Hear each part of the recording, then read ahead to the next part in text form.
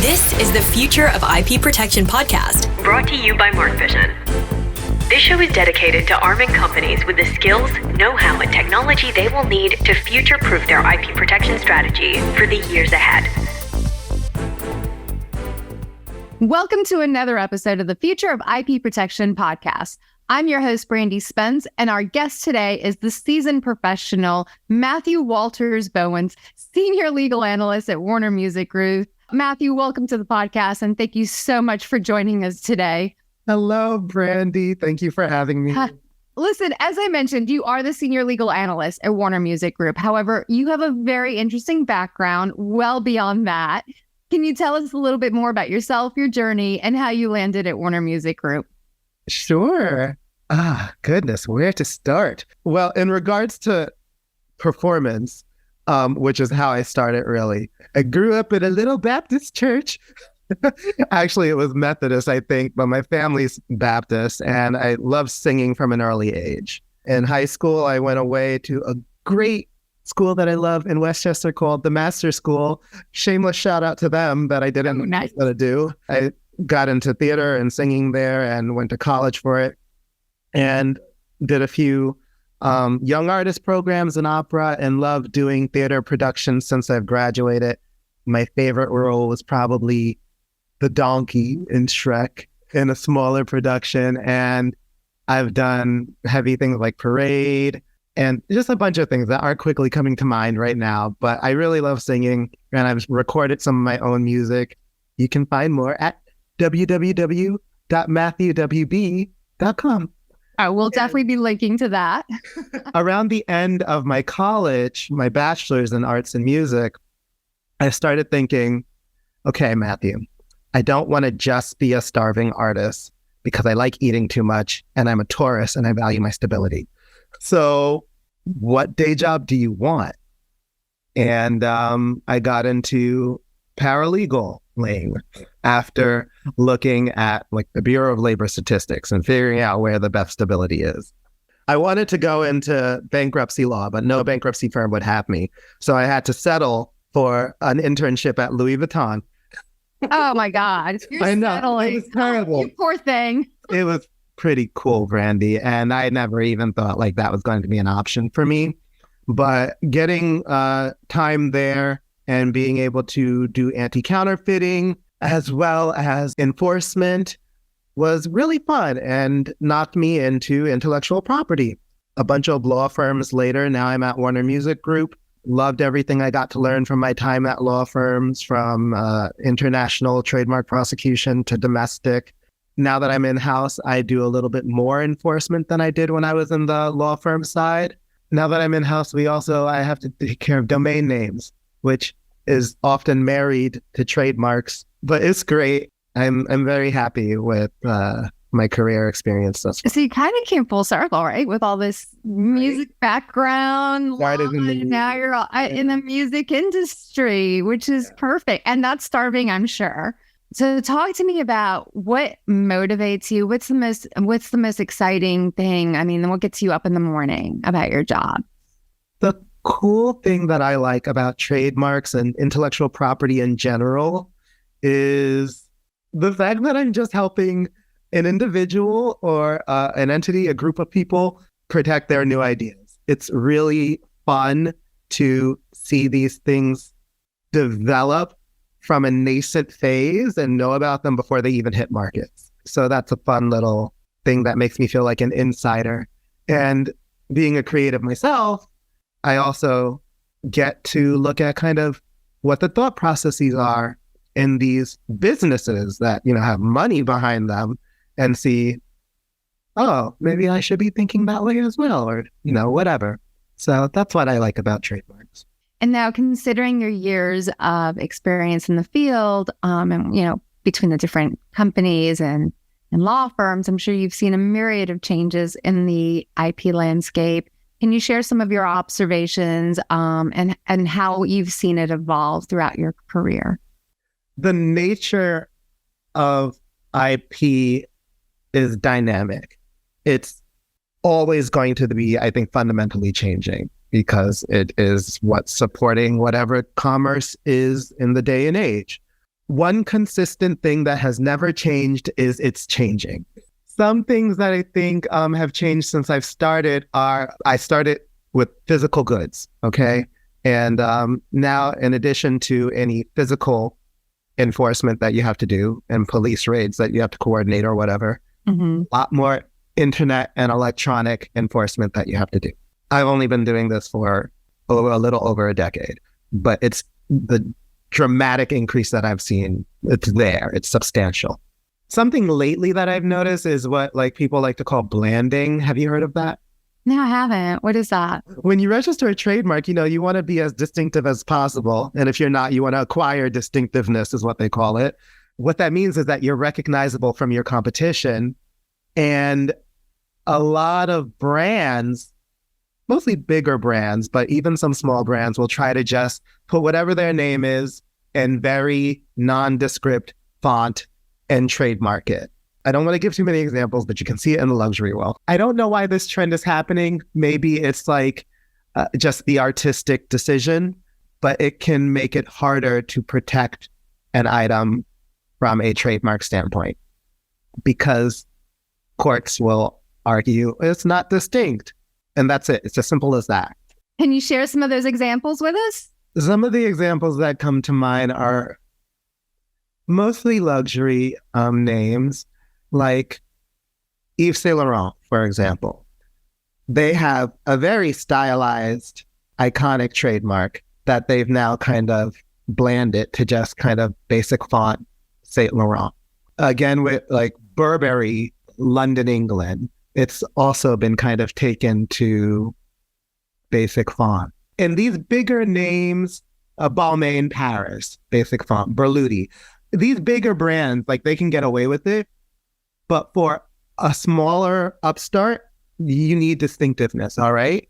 That's a struggle because you need to sometimes change their artistic vision if they're new. Yeah, I hadn't thought about that, but I can see that being the case now.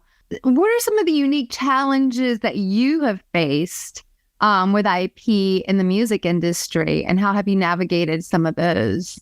Personally, when I make music, I like to not listen to music for a long time because you can unconsciously copy someone's work if you've been listening to it recently. I like to just make spaces for my own creativity, quiet spaces where I can just like have my own original ideas. From a business perspective, they're not unique.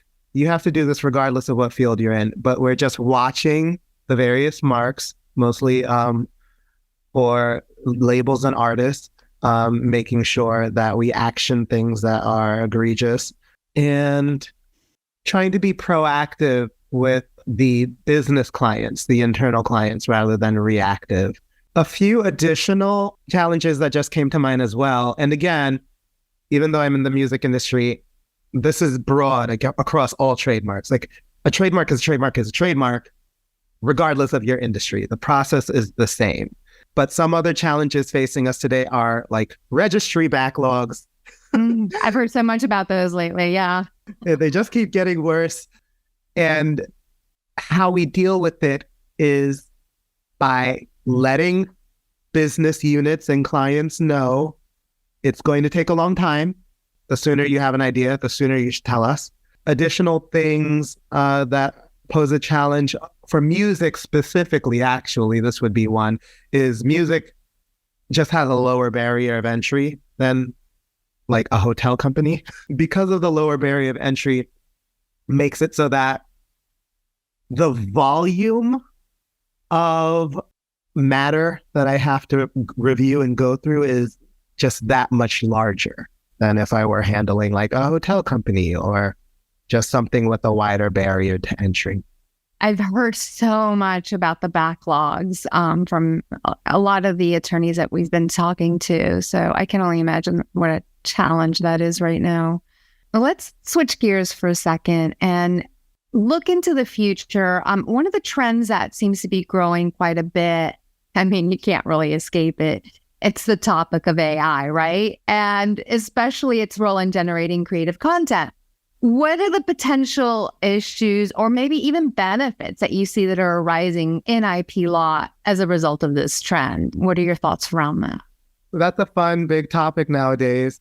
Obstacles and opportunities. Can't talk too much about it, but I think it's as far as trademarks and IP is concerned, it's a minefield when it comes to clearance, because I think it's obvious. It's so hard to clear. You're not sure where the work is coming from. A fun opportunity, I think, is just the way that it's already personalizing what people hear. So you can find things you're more interested in quickly. I'm excited about ideas of like meeting summaries, where it might be listening to your meeting and it can summarize everything that happened. That'll make the business day go much more easily.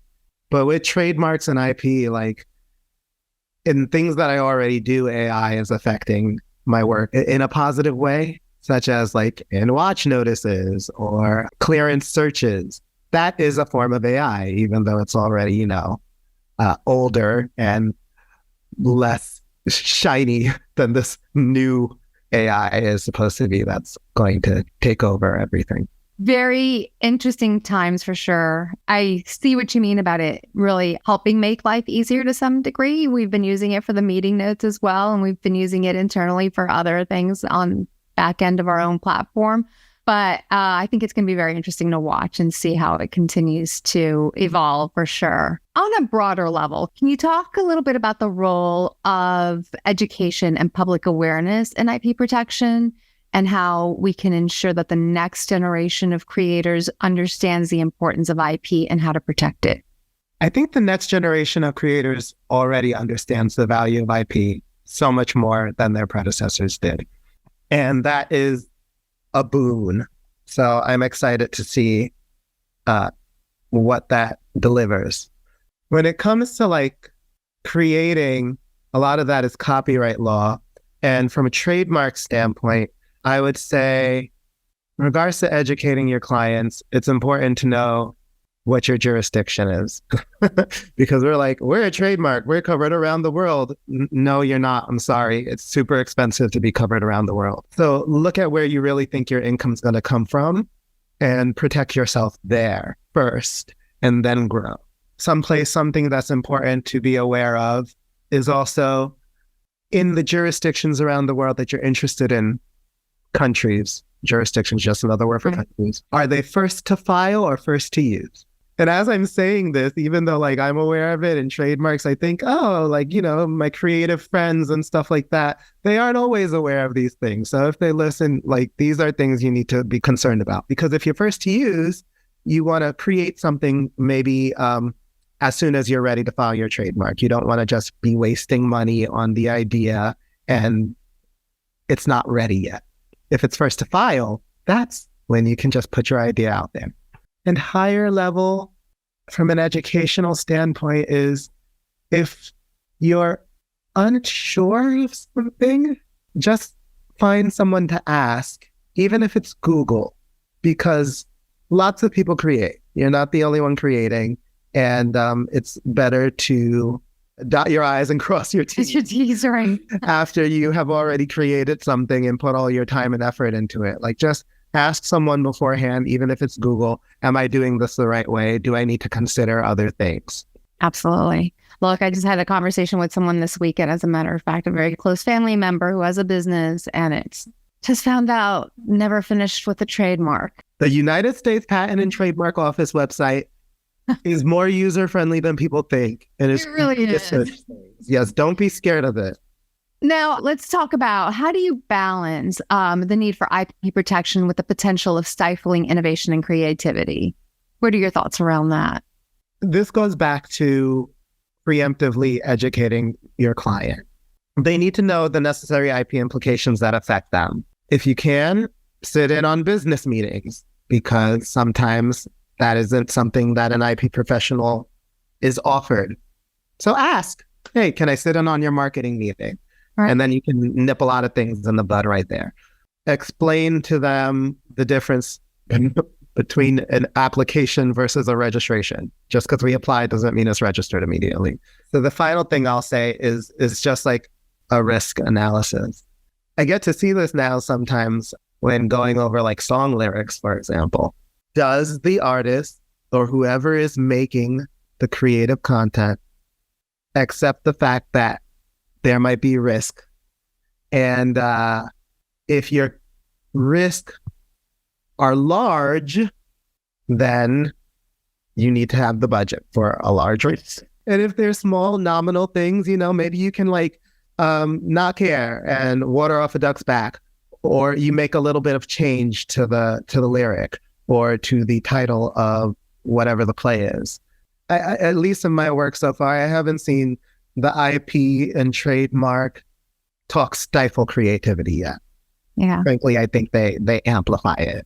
Because I can completely see that too. I mean, we all have recently seen that Ed Sheeran case too, right? I mean, this is an interesting case. I'm sure he was not expecting that at all. Why would he? It's a case of one party attempting to protect their IP, right? But, I guess in truth, there's nothing really there. That's an interesting thing about music, because there are only so many notes and so many chords, but there really are nearly infinite outcomes. Those cases are always interesting to watch. They're pretty insightful. All right. So then let's look ahead 5 years from now.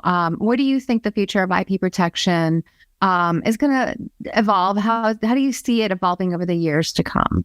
Well, the one thing that won't change is it'll be changed. But yeah, in that way, I think it will fundamentally be the same as it already is. It's going to be dynamic. Something that I didn't mention earlier, which is kind of a challenge, but also something that I think will change more, is brands and people will account more for like voice and algorithm searching. An artist that comes to mind is A$AP Rocky. You spell it with the little money sign. Yeah. But if you're spelling your name with a symbol, you need to also account for it in the way that it'll show up in a voice search. Oh, that's such a good point. I hadn't even thought about that. But I mean, and how would you do that? I mean, it's A$AP, right? But right. I mean, as far as the trademark's concerned, it's just another trademark filing. And if you're not going to do another trademark filing when you're doing your domain or internet stuff, maybe do it two ways. Like this product with your symbol in it also have a way that is like how it would phonetically sound. Interesting. And whatever the algorithm is, because when you're not voice searching, like if someone's on their Alexa or Siri, just internet searching in general, more and more algorithms are being used. And if you can like figure out what that is, the way you maybe register your trademark can impact your bottom line. I'm not sure exactly what that entails right now, but that's why that's in the future. Right, exactly. We're speculating about the future, right? Okay, well, as we wrap up our conversation, could you share 3 pieces of actionable advice for IP professionals out there who are listening in today and are looking to succeed at IP protection in the future? Effective communication with the client.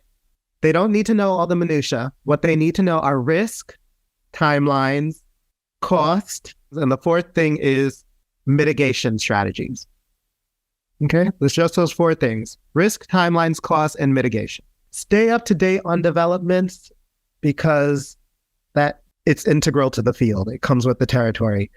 You can do that by, finding a publication that you like that adheres to your specific field. Or if you just want IP in general, find an IP publication or podcast, something to listen to that will keep you up to date on developments. Piggybacking off of that second point, be strategic and thoughtful about jumping on bandwagons, because you'll be listening to developments and you'll be like, ooh, this seems really sexy. This seems really cool. This is the next big thing.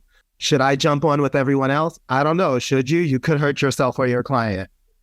And finally, and this is like an old faithful, but preliminary searches. You don't have to do a whole comprehensive thing, but a small, and even if you have to bill someone, ask, do you want a preliminary search? As long as you have asked, you've covered your bases, and you can knock a lot of things out that may be obstacles in your endeavor to register something along the way.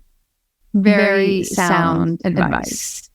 Matthew, it has been an absolute pleasure chatting with you and having you on the podcast today. I'm certain our listeners are gaining a great deal of insight from this. I know you mentioned your website earlier. Would you care to listen to mention it again? And anywhere else our listeners might be able to find you? Do you mean www.matthewwb.com? Oh, well, that would be the one. Thanks again for coming on. It's been a joy. And thank you to our listeners for listening to another episode. And please be sure to tune in to our next episode. Goodbye, everyone. Thanks for listening to the Future of IP Protection podcast, brought to you by Mark Vision. If you enjoyed today's show, please do us a favor and leave us a review on Apple Podcasts or Spotify. And if you'd like to learn more about how Mark Vision can help you transform your IP protection strategy, visit us at markvision.com. Thanks again, and I'll catch you on the next episode.